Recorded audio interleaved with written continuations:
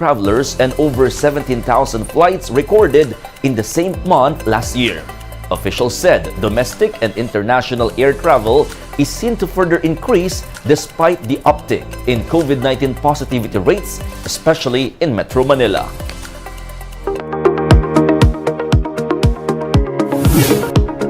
From just seats to mini hotel rooms, the definition of first-class air travel has changed over the years.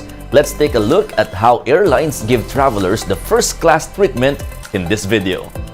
Vintage first-class travel caters to those who could really afford it. From this pristine propeller to classic fine dining, the Peninsula Hong Kong's China Clipper Lounge gives us a glimpse into the heyday of luxury travel. Fast forward to today, a number of airlines are announcing revamps to first-class seats post-COVID, with the first to announce being Lufthansa and Qantas. The whole look and feel of first class shows it's not just a seat anymore. The airlines want you to feel like you're in a mini hotel room. Qantas has enclosed suites with high walls that offer complete privacy at the front of the plane. It's big enough to sit with a companion traveller to have your own first-class dining experience in the sky. Lufthansa has also added first-class suites with a particular cabin designed just for couples. It might not come close to Etihad's The Residence on the A380, but with double-deckers falling out of favour, it's a new type of suite for smaller, new-generation aircraft. So airlines are extending the longevity of first class with expensive makeovers. Lufthansa's total makeover from the front to the back of the plane will cost $2.7 billion. Will it be worth it?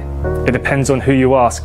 First class will feel even more exclusive with all the upgraded touch points being added in the years to come. We'll be back with more stories after the break. Keep it here on One News.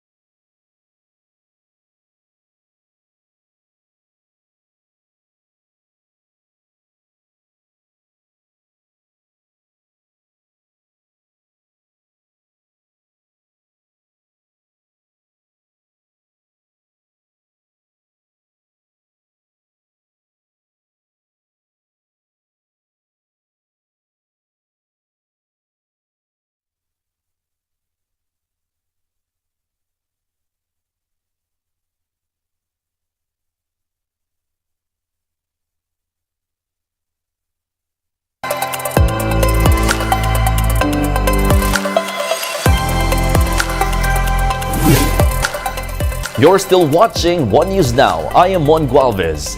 Festivities continue in Lucban, Quezon as the city celebrates the second day of the Pahiyas Festival. And for the latest, we have One News digital correspondent Ian Luminario live on the ground. Ian, what do you have for us?